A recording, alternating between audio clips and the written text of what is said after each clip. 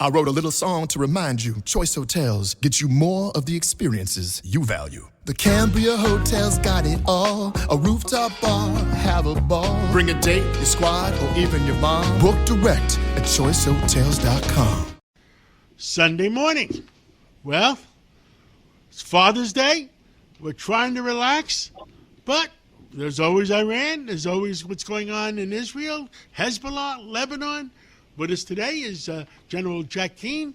Well, he knows, his ears are close to the ground, and he knows what the heck is going on 99% of the time. General Jack Keane, give us your pulse of the situation. Well, I think what we have in front of us, obviously we have an MOU that it now has been signed. And what the deal really is, it's a recognition that there's a major shift of the administration's priorities away from military objectives to economic and political objectives. And what has happened here, the president's advisors have landed the idea with the president that the oil and gas prices that rose as a result of closing the Straits of Hormuz, coupled with Iran's ability to retaliate if military operations were resumed against the Gulf states' oil and gas infrastructure and be effective against that infrastructure, those two things together would produce a worldwide depression. And as a result of that, we have entered into these negotiations. And just to give you a sense of it, remember, the war began on the 28th of February. On the 2nd of March, the Iranians closed the Straits of Hormuz. Then a number of weeks later, we went to a ceasefire given the rise in oil prices that were taking place and the concern that would have politically and economically. 4 days later, we began a naval blockade, recognizing we needed some leverage against the Iranians after a few weeks of negotiations and nothing was happening to get them to close the straits. It became obvious they didn't care about the economic peril the blockade was putting on their people, and we needed more leverage. So as a result of that, then on May the 4th, the administration initiated Project Freedom, which was to open the Straits of Hormuz forcibly using military. In the 36th hour, the president stopped the operation at the request of Saudi Arabia and other Arab states. Why? They were concerned that, one, we wouldn't be able to get it done effectively, two, that Iran would retaliate against their oil and gas infrastructure. So as a result of that, we stopped Operation Freedom, and we continued to go on. And Iran was retaliating against the UAE and Saudi Arabia and Qatar and everybody, wasn't they? From the outset, they had two strategies. One was to shut down the Strait of Hormuz, and that obviously was effective. And two, to retaliate immediately, not just against Israel, but actually much more so against our allies and partners in the region, particularly those that own oil and gas infrastructure, because they wanted them to understand that they were going to be vulnerable to them. This was not going to be about the United States, Israel, and Iran. This was going to be about them, and they wanted that pressure from them to be put on the United States. And that was somewhat effective, as I just described.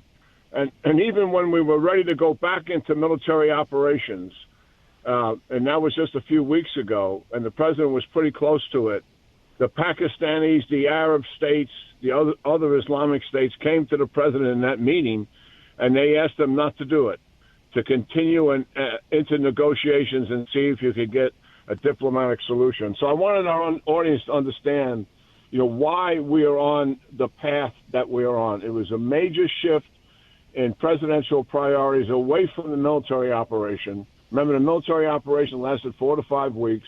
Objectives take everything offensive away from the Iranians: nuclear, ballistic missiles, drones, support for proxies as well, weaken the regime so much that eventually, in time, the people would be able to take charge of Iran once again.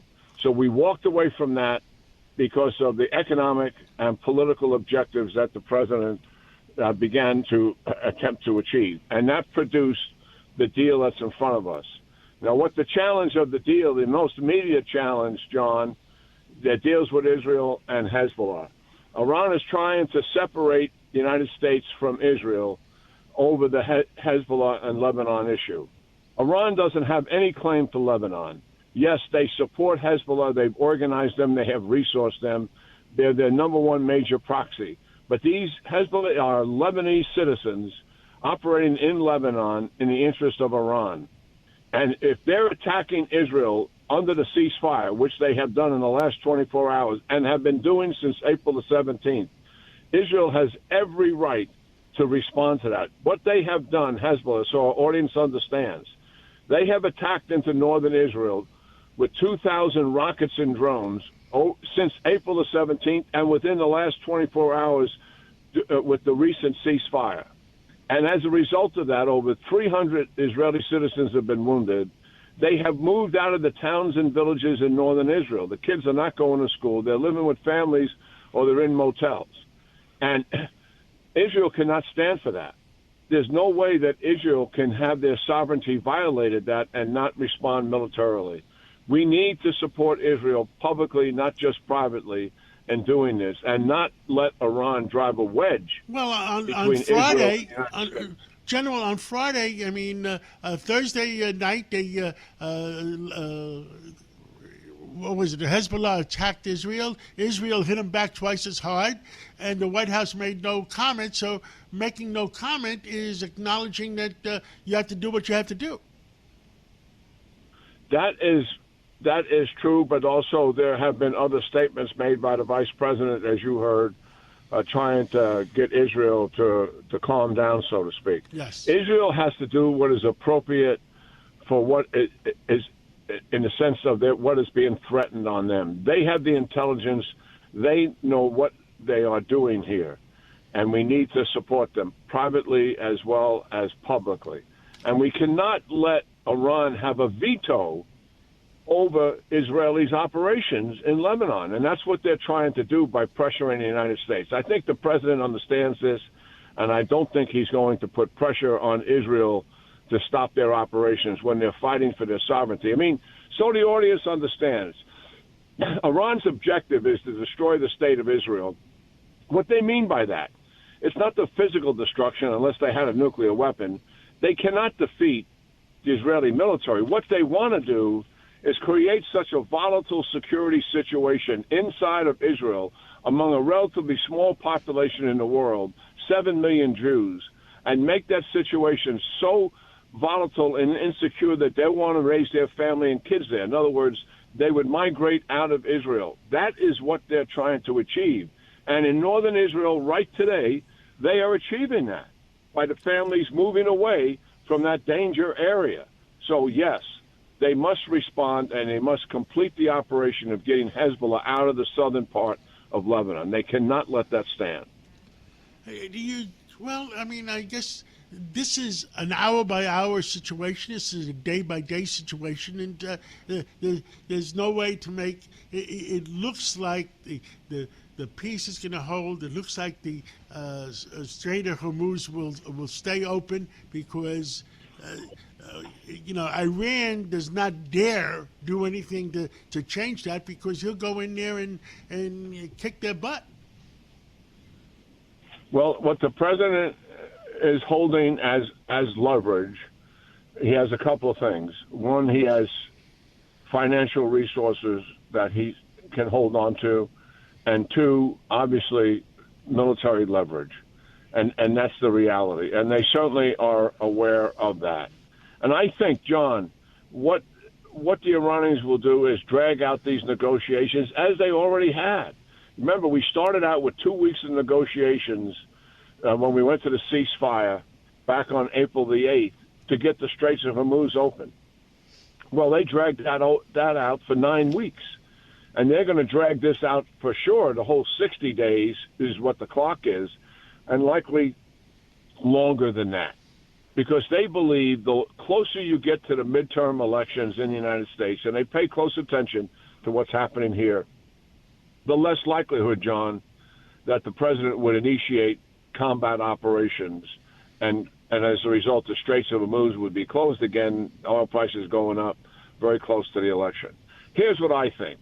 Over the long term, I trust the final end state here. If the president doesn't get a deal to meet all of his objectives, I don't believe there will be a final deal, despite some of the problems with this memorandum of understanding. And the president's got 2 more years plus to be president of the United States. He is not, and I say he is not going to pass this Iranian problem to his successor as Biden passed it to him and presented him with something of a mess here. He's not going to do that. He will resolve this one way or the other. If he can't resolve it with negotiations in time, he will go back and physically destroy Iran in terms of its military capability and its industrial and economic might. That I'm absolutely convinced of. I agree with that. Well, General, thank you so much for an update on a Sunday morning, and let's pray for peace, and let's pray for common sense, and happy Father's Day. Happy Father's Day to you and to our audience out there. Great talking to you, as always. Thank you.